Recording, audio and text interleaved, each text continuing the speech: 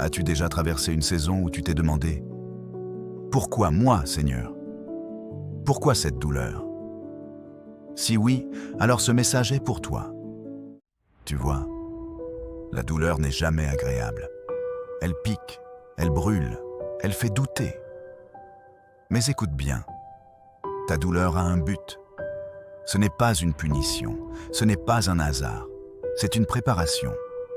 Oui, Dieu utilise même tes larmes comme des semences pour ton avenir. Regarde ce que dit Romains 8, 28. Nous savons, du reste, que toute chose concourt au bien de ceux qui aiment Dieu, de ceux qui sont appelés selon son dessein. Toutes choses. Pas seulement les bénédictions, pas seulement les moments de joie. Non, même la trahison, même la perte, même l'injustice. Dieu prend le chaos et en fait quelque chose de magnifique. Imagine une tapisserie. Quand tu regardes l'envers, tu vois des fils emmêlés, des nœuds, du désordre. Mais de l'autre côté, l'artiste voit une œuvre magnifique en train de se former. C'est pareil pour ta vie. Ce que tu vois comme douleur, Dieu le voit comme une partie essentielle de son plan. Prenons l'exemple de Joseph. Rejeté par ses frères, vendu comme esclave, emprisonné à tort. Et pourtant, Dieu utilisait chaque moment pour le positionner là où il voulait qu'il soit. À la fin, Joseph dit à ses frères, « Vous aviez médité de me faire du mal. Dieu l'a changé en bien. » Toi aussi, tu peux dire cela.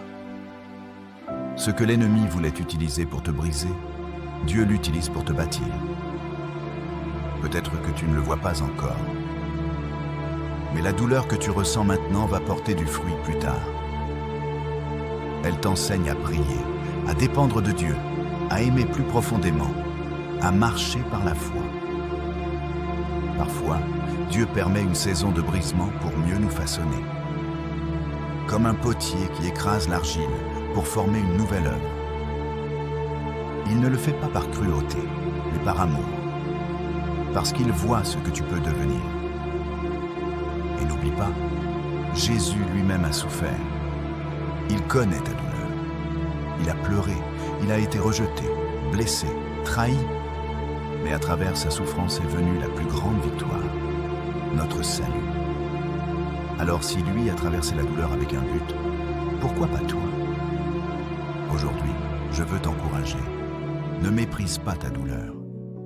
Ne pense pas que Dieu t'a oublié. Il est en train de t'aligner avec ton appel. Ce que tu vis maintenant, prépare ton témoignage. Tu vas consoler d'autres cœurs brisés parce que tu sauras ce que c'est. Rappelle-toi, Dieu ne gaspille jamais une larme. Alors lève les yeux, mon frère, ma sœur. Ce n'est pas la fin, c'est une transition. Ton histoire ne s'arrête pas ici. Garde la foi.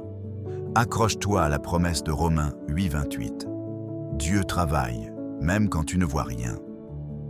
Si tu reçois ce message, tape « Amen » en commentaire et partage-le avec quelqu'un qui a besoin d'entendre que sa douleur a un but. Tu n'es pas seul. Tu es aimé et Dieu est encore en train d'écrire ton histoire.